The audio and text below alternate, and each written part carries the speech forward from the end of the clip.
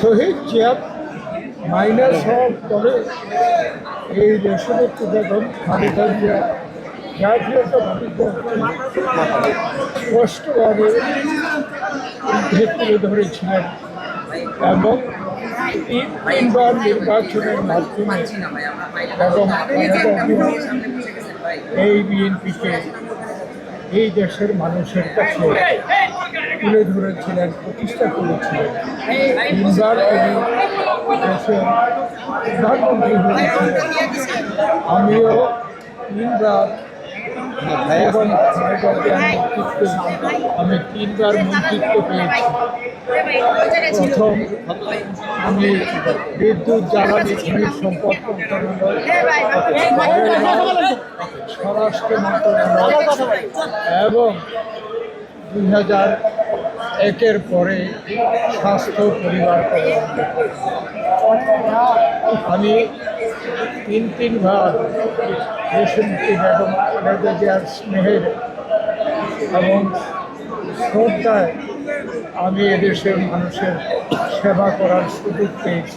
টানা তৃতীয়বার অর্জন করেছে দেশের সেরা সুপার ব্র্যান্ড স্বীকৃতি বসুন্ধরা টিস্যু। তাই আজকে আমার বিশেষ করে নিজের বেগম খালেদা জিয়ার যে অভাব এই দেশে, এটাই কিন্তু আমি বলে শেষ করতে পারব।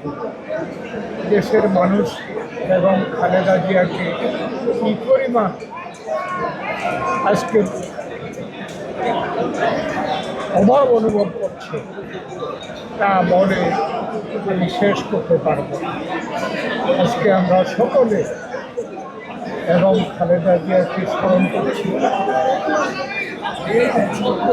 আমরা শহীদ প্রেসিডেন্ট জিয়াউর রহমানকে স্মরণ করছি এবং এই দুইজনের সন্তান তারেক রহমানকে আজকে এদেশের মানুষ কীভাবে স্নেহের সাথে ভালোবাসার সাথে তারেক রহমানকে স্মরণ করছে, এটা আজকে আমরা উপলব্ধি করছি। এবং খালেদা জিয়াকে বলা হয়েছিল এই দেশ থেকে চলে যাওয়ার জন্য, কিন্তু বেগম খালেদা জিয়া বলেছিলেন আমার দেশ এটি।